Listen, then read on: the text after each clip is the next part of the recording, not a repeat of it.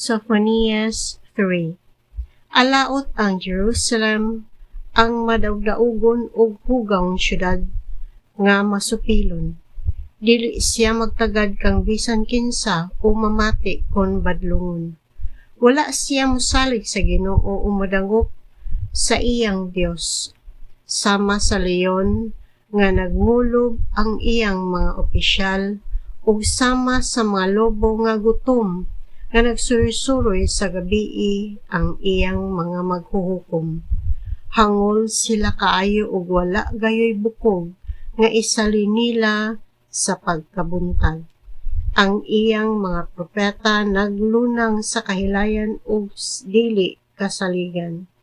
Gihugaw-gawan sa iyang mga pari ang mga butang nga balaan ug wala nila tumana ang balaod. Apan ang Ginoo nga naa sa taliwala nila matarong og dili mobuhat og dautan.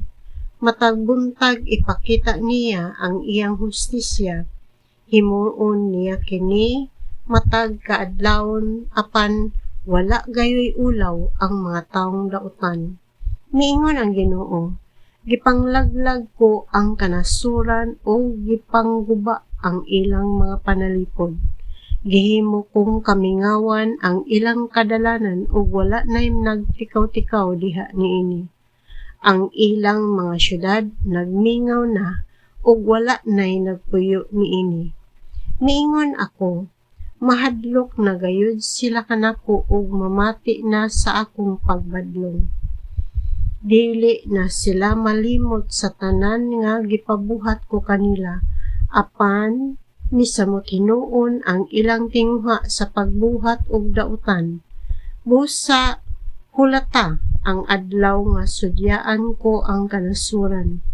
Nakahukom ako sa pagtigom sa kanasuran o sa mga gingharian, aron ibukbuk ko kanila ang akong kasuko, ug ang nagdilaab kong kapungot, ug ang tibuok kalibutan lamyon sa kalayo sa akong kapungot. Nag-ingon ang Ginoo. Niana unyang adlaw himuon kong limpyo ang sinultihan sa katawhan sa kanasuran. Ug mag-ampo sila kanako lamang og dili na sa ubang mga Dios. Mutahod silang tanan kanako. Gikan sa tabok sa mga suba sa Ethiopia, ang nagkatibulaag kong katawhan mosimba kanako nga magdalag mga halad. Niadto unyang adlaw dili kamo pakaulawan bisan sa inyong pagsukol kanako.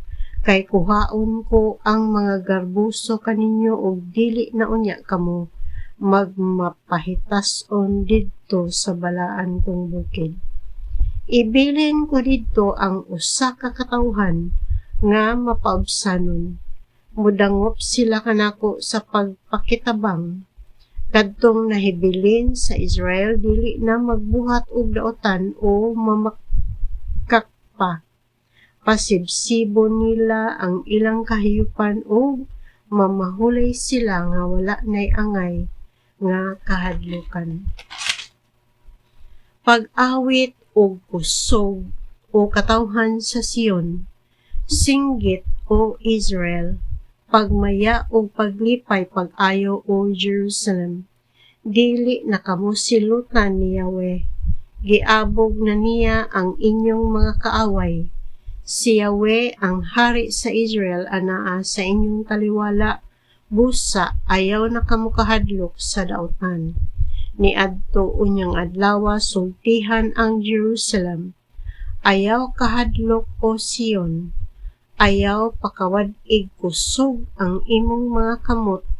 Ang Ginoo nga inyong Dios anaa uban kaninyo.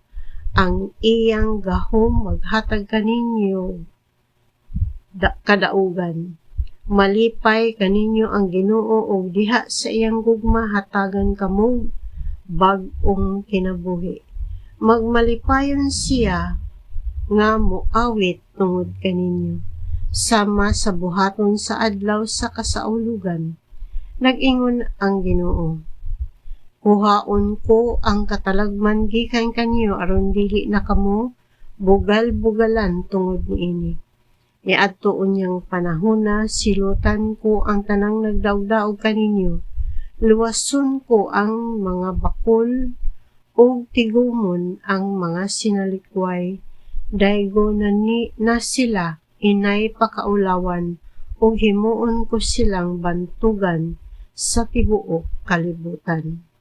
Niadto unyang panahona tigumon ko kamo ug ibalik ngadto sa inyong Pinoy-anan.